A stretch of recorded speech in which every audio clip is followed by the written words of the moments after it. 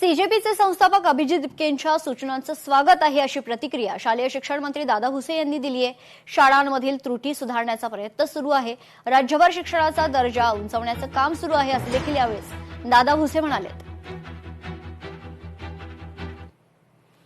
अभिजितजी दिपके ज्या पद्धतीने शाळेमध्ये काही ठिकाणी अव्यवस्था आहेत त्याच्यामध्ये सुधारणा झाली पाहिजे अशा प्रकारच्या ज्या काही बाबी निदर्शनास आणून देत आहेत। मला वाटतं की या सर्व गोष्टींना आम्ही त्या ठिकाणी सकारात्मक घेतो।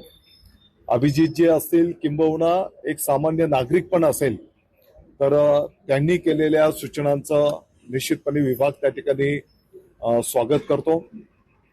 त्या सूचनांची प्रतिपूर्ती त्या सुधारणा लवकरात लवकर कशा करता येतील त्या दृष्टिकोनातून विभाग त्या ठिकाणी निश्चितपणे काम करतो आहे।